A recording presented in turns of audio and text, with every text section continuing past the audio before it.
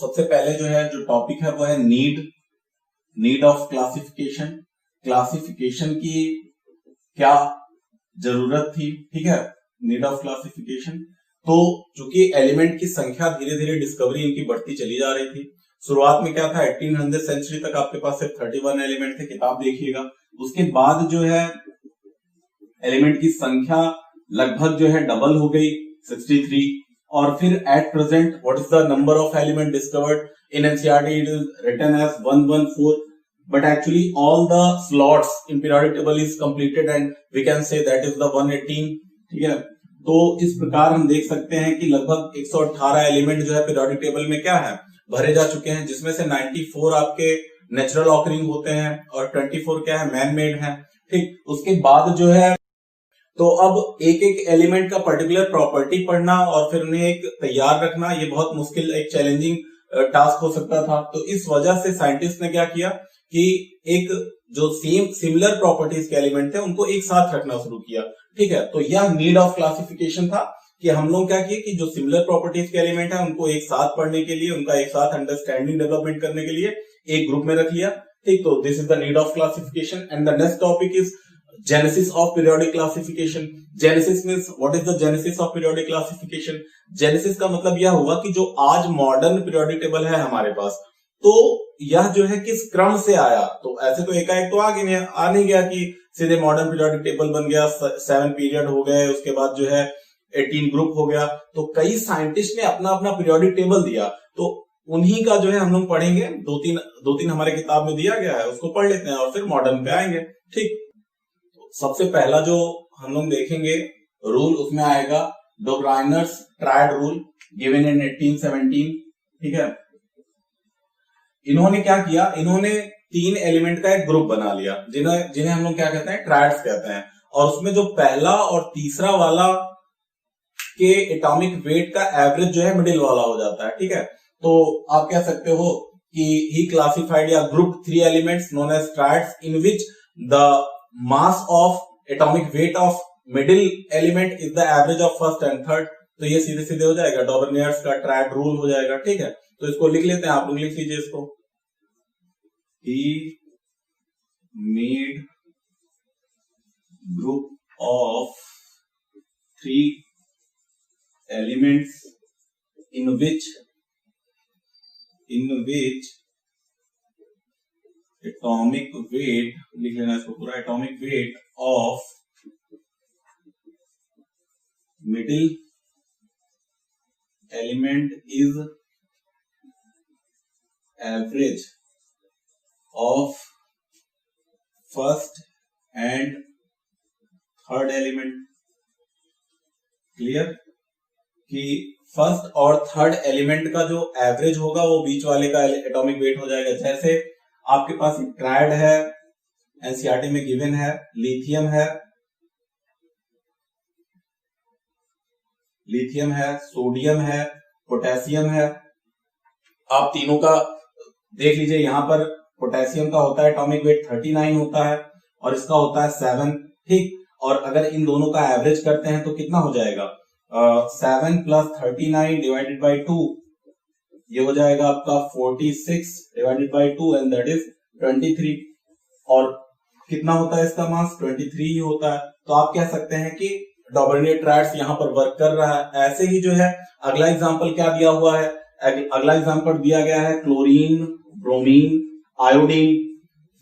इनका भी आप करके देखिएगा, ठीक है। आयोडीन और क्लोरीन का जोड़ें और उसको 2 से डिवाइड करें तो बीच वाले का आ जाना चाहिए। उसके बाद इसको रब कर देना बच्चों यहां पर। और एक ट्रायड्स और भी दिया है किताब में, वो क्या है, वो है पोटेशियम, रुबिडियम, सीजियम का है, ठीक। एक ट्रायड्स ये भी दिया गया है। और क्या है, किताब में नहीं है लेकिन तब भी ये भी ट्रायड्स है, आप याद कर लीजिए। किताब में है कैल्शियम, स्ट्रोंटियम, बैरियम, ये है ट्रायड, ठीक। तो एक ट्रायड ये हो गया, 2 3 4 ट्रायड हो गए। ऐसे ही सल्फर था, सेल्यूरियम था, टेल्यूरियम था, ठीक है। उसके बाद आप देख सकते हो फास्फोरस हो गया, ठीक, आर्सेनिक हो गया, उसके बाद जो है एंटीमनी हो गया, ठीक। तो इतने सारे ट्रैड्स थे, जबकि एनसीईआरटी में सिर्फ ये वाला है और ये वाला है, ये है। फिलहाल हमें आना चाहिए सारे। अच्छा, एक चीज यहाँ आप नोटिस करिए जो है कि ये सब क्या है, एक ही ग्रुप के हैं, ठीक, they belongs to the same group. तो हम कह सकते हैं कि जो डॉर्नियर का ट्रैड्स था ये एक ही ग्रुप के ऊपर एप्लीकेबल होता था। अगर आपसे कभी प्रश्न पूछा जाए, जैसे ए बी सी डी चारों ऑप्शन में दे दें कि which of them are not Dobereiner triads, और पता चला किसी एक में ऐसा कर दें कि वो किसी एक ग्रुप के एलिमेंट ना हो, दो सेम के हो एक अलग का हो, तो आप सीधे उसे एलिमिनेट कर दें कि नहीं भैया ये नहीं हो सकता, because they not belong to the same group. ठीक है, तो इसको रब करते हैं और उस पॉइंट को भी लिख देते हैं। ठीक है, तो आप कह सकते हो कि ट्रायड्स मस्ट बिलोंग्स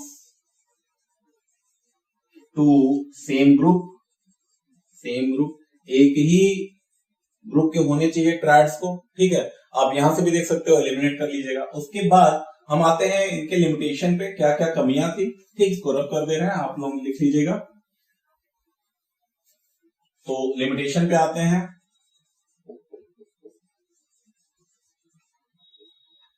पर लिमिटेशन में क्या था कि आप कह दो कि limited number of elements can arranged as triads. तो नेक्स्ट जो किताब में दिया गया है वो एक कोई कोर्टोइस हैं जो है फ्रांस के। ठीक है, तो उनके बारे में देख लेते हैं। तो इनका नाम था AEBDE, it seems like AB de Villiers, AEBD कैंकोटोइस। ठीक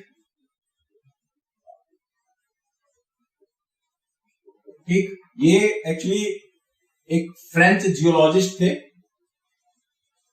French geologist, is a French geologist. और इन्होंने क्या बताया, इन्होंने एक पीरियोडिक टेबल दिया जो कि सिलेंड्रिकल पीरियोडिक टेबल था। ठीक है, सिलेंड्रिकल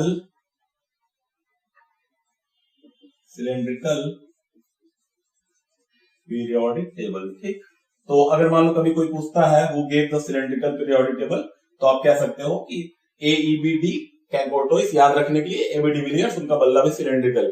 ठीक है, उसके बाद जो है, और मेन किया क्या इन्होंने बताया कि प्रॉपर्टी जो होता है एलिमेंट का वो रिलेट किया उन्होंने एटॉमिक वेट के साथ। ठीक, तो कह सकते हो ही अरेंज एलिमेंट्स, जितना भी इन्होंने अरेंजमेंट किया हो उसमें जो अपने पीरियोडिक टेबल में, सिलेंड्रिकल पीरियोडिक टेबल में, ही arrange elements in increasing order of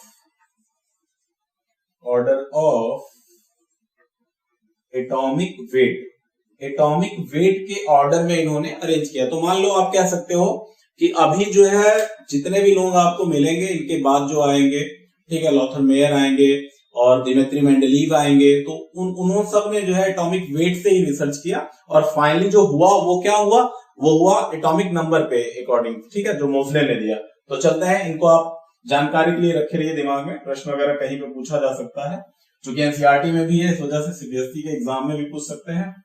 ठीक, आगे हम लोग देखेंगे न्यूलैंड्स लॉ ऑफ ऑक्टेव है।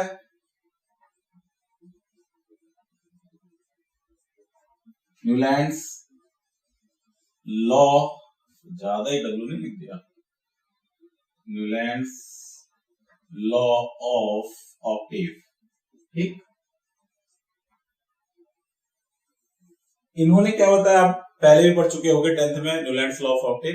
इन्होंने बताया कि एवरी 8th एलिमेंट, इन्होंने जो अरेंजमेंट किया एलिमेंट्स का, इन्होंने देखा कि जो एवरी 8th एलिमेंट है वो रिसेंबल्स होता था पहले एलिमेंट की प्रॉपर्टी के साथ। ठीक है, तो आप कह सकते हो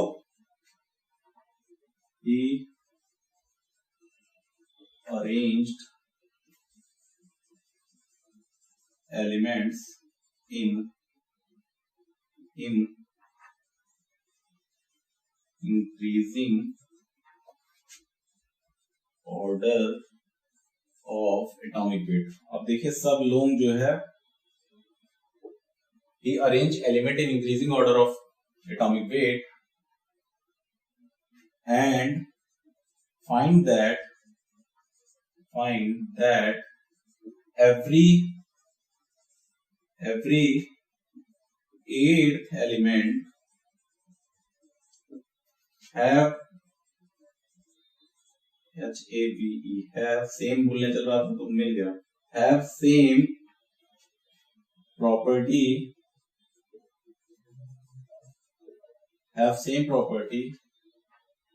as first element have। इन्होंने देखा कि जो हर 8वां एलिमेंट है उसकी प्रॉपर्टी सेम है पहले एलिमेंट के जैसे, ठीक है।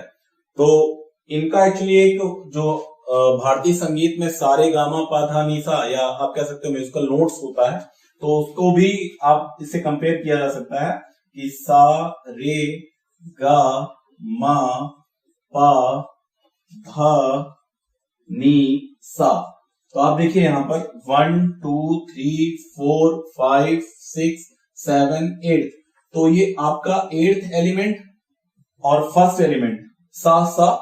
तो इस हिसाब से भी आप इसको समझ सकते हैं, और 10th में भी पढ़ा होगा आपने, ठीक है। अब इसका जो है ड्रॉबैक्स वगैरह देख लेते हैं हम लोग, ठीक। तो अब जैसे अगर अरेंज करना है तो आप देख सकते हो lithium, beryllium, boron, carbon, nitrogen बाद ऑक्सीजन, फ्लोरीन। चूंकि नोबेल गैस नहीं डिस्कवर हुए थे इस वजह से यहां ब्लैंक रहेगा। उसके बाद जो है सोडियम, मैग्नीशियम, एल्यूमिनियम, उसके बाद सिलिकॉन, फास्फोरस, सल्फर, क्लोरीन, फिर यहां पे पोटेशियम और यहां पर कैल्शियम, ठीक। अब आप देख लीजिए यहां पर हर 8th एलिमेंट 1 2 3 4 5 6 7 8, तो लिथियम के बाद 8वां एलिमेंट क्या है? सोडियम है। फिर सोडियम के बाद 8वां एलिमेंट क्या है? पोटेशियम है। बेरिलियम के बाद 8वां एलिमेंट क्या है? मैग्नीशियम है। ऐसे ही हर 8वें एलिमेंट की प्रॉपर्टी क्या है? सेम है, because they belongs to same group in the modern periodic table, and we know that in the modern periodic table the element placed in the same group have the same properties, almost same properties. We are talking in general, तो particular देखेंगे तो फिर उसकी पढ़ाई करेंगे हम लोग inorganic chemistry में, ठीक है। तो ये चीजें हो गई। तो आप यहां पर एक लिमिटेशन भी देख सकते हो, वो क्या है? वो ये है कि it is applicable up to calcium only. तो ये है कि यहां लिमिटेशन आप लिख सकते हो, लिमिटेशन लिख सकते हो, it is applicable up to calcium only, ठीक। देखो रीजन उसका एक चीज ये भी है, और यहां अभी जो है नोबेल गैस ढूंढा नहीं गया था, नोबेल गैस नॉट डिस्कवर्ड, ठीक। नोबेल गैस अभी नहीं ढूंढा गया था। और आप समझिए जो अगर यहाँ पे नोबेल गैस होता, यहाँ पर मान लो यहाँ पे नियॉन होता, डिस्कवर कर लिया गया, तो आप देख रहे हैं कि यहाँ पे ये 9वां हो जाता एलिमेंट। तो यहाँ पे इनका ये जो था कि every 8th element have the same property with the same as same first element है, तो यहाँ पे भी प्रॉब्लम हो जाती भाई, क्योंकि 9वां एलिमेंट हो जाता, पहली चीज। दूसरी चीज, क्यों कैल्शियम तक, क्यों उसके आगे नहीं? तो इसका रीजन ये था कि जैसे जब हम लोग, आप पीरियोडिक टेबल एक जनरली ऐसे बनाइए, हम इसके बाद जो है अगला लेक्चर जो करेंगे उसमें पूरे पीरियोडिक टेबल आपको रटवाएंगे, ठीक, रटवाएंगे, समझाएंगे, जल्दी समझ लो। तो यहां पर क्या होता है, इस जगह पर कैल्शियम होता है, और इसके आगे यहां पर होता है स्कैंडियम, टाइटेनियम, वेनेडियम, ऐसे चलता है क्रम। तो यहां तक तो ठीक था कि आपके 8 एलिमेंट हुआ करते थे, ठीक। ये आपका थोड़ा छोटा हो गया ज्यादा, तो जनरल बनाया है। तो अब यहां पर क्या 18 एलिमेंट आने लगते हैं, ठीक। या आप कह सकते हो डी ब्लॉक एलिमेंट शुरू हो जाता है, जिसकी वजह से यह रूल यहां काम नहीं कर पाता है, ठीक है। तो आगे देखते हैं, पढ़ेंगे हम लोग डेमेट्री मेंडलीव पीरियोडिक लॉ।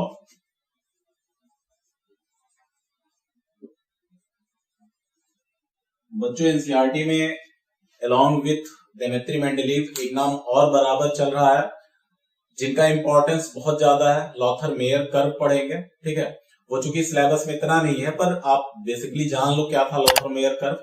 बीच में ये भी लिखा है कि लॉथर मेयर का और डेमेट्री मेंडलीव का कोई भी ऐसा नहीं है कि एक दूसरे के साथ वर्क कर रहे थे, लेकिन एक जैसे रिजल्ट आ रहे थे इन लोगों के, ठीक है। अब जैसे आप देख लो कि डेमेट्री मेंडलीव ने क्या बताया कि जो फिजिकल और केमिकल प्रॉपर्टीज होती है वो वेरी करते हैं एटॉमिक वेट के अनुसार, और लॉथर मेयर ने एक कर्व ड्रॉ किया था वॉल्यूम का एटॉमिक वेट के साथ। तो उन्होंने देखा कि एक रेगुलर ट्रेंड मिल रहा है, जैसे रेगुलरली कुछ समय बाद, जैसे इन्होंने न्यूलैंड ने क्या बताया 8वां एलिमेंट, लेकिन उन्होंने ऐसा कुछ नहीं बताया कि कौन से एलिमेंट के बाद ये ट्रेंड मिल रहा है। फिर भी उन्होंने देखा कि कुछ एलिमेंट है, जैसे ग्रुप पहले का एलिमेंट है, उसके आने वाला जो अगला एलिमेंट है ग्रुप का, तो उनकी प्रॉपर्टीज और उनका अकरेंस सेम है ग्राफ में, तो ठीक है। उसके बाद लेकिन उनका वर्क तो हुआ, पर मेंडलीव का पीरियोडिक लॉ जो है पहले पब्लिश हो गया 1869 में, ठीक है। तो ये बाजी मार ले गए और लॉथर मेयर जो है रह गया, हालांकि उनका भी नाम लिया जाता है। तो डेमेट्री मेंडलीव के पीरियोडिक लॉ में ये था कि द फिजिकल प्रॉपर्टीज मतलब समझते हैं आप लोग, द फिजिकल एंड केमिकल, हम बताते हैं अभी, the physical and chemical properties of an element, the physical and chemical property of an element is periodic function of its periodic function of their atomic weight। मतलब कि आप कह सकते हो कि फिजिकल और केमिकल प्रॉपर्टी एटॉमिक वेट पर depend करते हैं, फिजिकल प्रॉपर्टी और chemical properties. Basically chemical properties में हम लोग जो है केमिकल रिएक्शंस के बारे में पढ़ते हैं, ठीक है। और फिजिकल प्रॉपर्टीज में हम देखते हैं उसकी डेंसिटी क्या है, उसका बॉइलिंग पॉइंट क्या है, मेल्टिंग पॉइंट क्या है, ये सारी प्रॉपर्टीज है वो हमें पढ़ना होता है, तो हम फिजिकल प्रॉपर्टीज में पढ़ते हैं, ठीक है। तो ये चीज हो गया, the physical and chemical properties of an element is the periodic function of their atomic weight.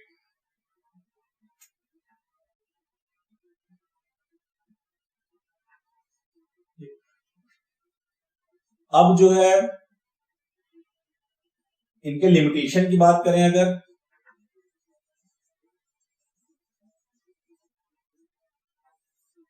पहली चीज तो इन्होंने बताया कि एटॉमिक वेट के अकॉर्डिंग अरेंज कर रहे हैं, तो इसका मतलब कि आइसोटोप्स के लिए भी इन्हें जगह देना चाहिए था, क्योंकि आइसोटोप्स क्या होता है, same atomic number but different mass number. जैसे एक एग्जांपल के लिए मैं आपको समझा रहा हूं, डायरेक्ट लिखवा सकता हूं, पर आप देख लीजिए, हाइड्रोजन 111213, ड्यूटेरियम ट्राइटियम, ठीक, ये ड्यूटेरियम हो गया। अब देखिए आपका 1 2 3 मास नंबर अलग अलग है, तो पहले वाले जो आपका स्पेस था वहां पे प्रोटियम रखना था, दूसरे वाले में ड्यूटेरियम रखना था, तीसरे में क्या रखना था, ट्राइटियम रखना था, पर ऐसा हुआ नहीं हुआ।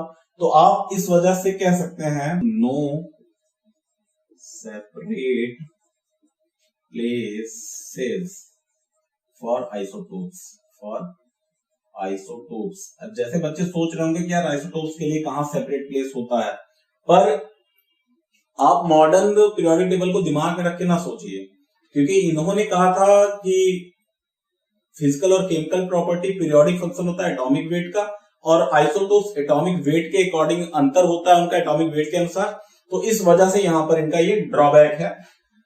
दूसरा, position of hydrogen atom, position of H atom, चूंकि एच एटम क्या है, एच एटम इलेक्ट्रोपॉजिटिव नेचर भी शो करता है जब कभी इलेक्ट्रोनेगेटिव एलिमेंट के साथ रिएक्शन करता है, जैसे HCl हो गया, HF हो गया, पर जब ये सोडियम वगैरह से रिएक्ट करता है तो हाइड्राइड बन जाता है, it is act as a halide hydride, तो सोडियम हाइड्राइड बन जाता है। तो इस वजह से जो है यहां एक ये भी प्रॉब्लम हो गई कि इनका क्या पोजीशन होना चाहिए, ठीक। उसके बाद मैं तो इसको लिमिटेशन में नहीं गिनूंगा और आप भी मत गिनिए। एक इन्होंने क्या किया, he left several gaps in periodic table, he left several gaps in periodic table and predict that these element yet to be discovered इन्होंने क्या किया, पीरियोडिक टेबल में बहुत सारे जगह छोड़ दिया आपने जब इन्होंने बनाया था, और बताया कि अब जो है पीरियोडिक टेबल में जो ये जगह मैं छोड़ रहा हूं यहां पर एलिमेंट आएंगे, ठीक है। तो ये डिमेरिट नहीं हो सकता क्योंकि ये तो इनकी दूरदर्शिता थी, ठीक है, कि आगे की बात ये सोच रहे थे और उनकी प्रॉपर्टीज भी दे दिए थे कि जो एलिमेंट आएगा उसकी ये प्रॉपर्टीज होगी। उसके लिए उन्होंने एक शब्द यूज किया ईका, जिसके नीचे का, जैसे एल्युमिनियम के नीचे इन्होंने जगह छोड़ा था तो उसका नाम उस वक्त दे दिया ईका एल्युमिनियम। ईका का अर्थ होता है कि प्रॉपर्टीज सिमिलर टू, ईका का अर्थ होता है प्रॉपर्टीज सिमिलर टू एल्युमिनियम, जिसके आगे लगा उसकी सिमिलर प्रॉपर्टी नीचे वाला लगाएगा। तो यही बात तो होती है कि सेम ग्रुप की प्रॉपर्टी क्या होती है, सेम होती है। तो यहां तक तो बात बहुत ठीक था। तो इसके लिए जो आया था एलिमेंट बाद में डिस्कवर हुआ वो था गैलियम, एक ही ग्रुप का है। उसके बाद दिख रहा है, हाँ, उसके बाद जो है तो ईका सिलिकॉन, ठीक, इसके मतलब की प्रॉपर्टी सिमिलर टू सिलिकॉन। और कौन सा एलिमेंट डिस्कवर हुआ, जीई, ठीक, गैलियम और जर्मेनियम, तो उसके बगल वाला एलिमेंट, ठीक है। तो ऐसे ही और भी थे, जैसे आप कह सकते हो ईका बोरॉन, ठीक है, और ईका और भी जो था स्कैंडियम इसके नीचे जोड़ा गया था। तो आप इसको याद कर लीजिए कि ईका अब कौन कौन से सेवरल गैप्स थे। उसके बाद एक और लिमिटेशन में गिना जाता है, और मैं यहां लिखवाता हूं उसको। उसके बाद एक चीज और है कि नॉर्मली ग्रुप में क्या होता है कि जिनकी प्रॉपर्टीज सेम होती है उनको एक साथ रखा जाता है, और जिनकी प्रॉपर्टीज अलग होती है उनको अलग अलग ग्रुप में रखा जाता है। लेकिन इन्होंने क्या किया, कुछ प्लेसेस पे जो प्रॉपर्टीज एक जैसी हैं उनको अलग रख दिए। जैसे तो आप लिखोगे क्या कि ही placed same properties elements in different group in the same way आप कह दो कि different properties element placed in the same group. तो दोनों अलग अलग चीजें, जैसे जो सेम प्रॉपर्टीज एलिमेंट है, जैसे पीटी हो गया और एजी हो गया, ये सब क्या है, सेम प्रॉपर्टीज एलिमेंट है, इनको अलग अलग रख दिया। और जो डिफरेंट वाला लिखेंगे इसी के साथ, अब जैसे सोडियम है, पोटेशियम है, ये दोनों इलेक्ट्रोपॉजिटिव है, और इन्हीं के साथ इन्होंने कॉपर को भी रख दिया, एजी को भी रख दिया, एयू को भी रख दिया। तो ये सब क्या है, बहुत अच्छा मेटल है, ये उतने अच्छे मेटल नहीं है। आई बात समझ में। Even AG and AU is not reacting with the hot water, steam से भी रिएक्ट नहीं करता, इतने कम रिएक्टिव है, आपने 10th में पढ़ा होगा इसको। तो ये ड्रॉबैक थे इनके जो है। इसके बाद हम लोग का अगला जो टॉपिक होगा वो होगा मॉडर्न पीरियोडिक टेबल, ठीक है। तो मॉडर्न पीरियोडिक टेबल से पहले हम लोग क्या करेंगे, हम लोग जो है पूरा पीरियोडिक टेबल याद कर लेंगे। अब जो है सीधे सीधे आप 10th से अभी आए हो और तुरंत कह दिया गया पूरा पीरियोडिक टेबल आप लोग याद करिए, तो ये थोड़ा नाइंसाफी होगी। इसलिए मैं आपको याद कराऊंगा। कैसे याद कराऊंगा, मैं लेके आऊंगा कुछ निमोनिक्स मतलब होता है ट्रिक्स। निमोनिक्स आप कह सकते हो एक दिमाग के साथ हम लोग कुछ गेम खेलते हैं और उसको कुछ तरीका देते हैं, तो निमोनिक्स इसे कहते हैं, माइंड प्ले कह सकते हो एक प्रकार से। तो हम एक कुछ कोटेशन बनाएंगे, आप लोग पहले भी जानते होंगे, याद किए होंगे, तो जिससे सारे ग्रुप एक्टोनाइड्स, लैंथेनाइड्स और डी ब्लॉक सब याद होगा।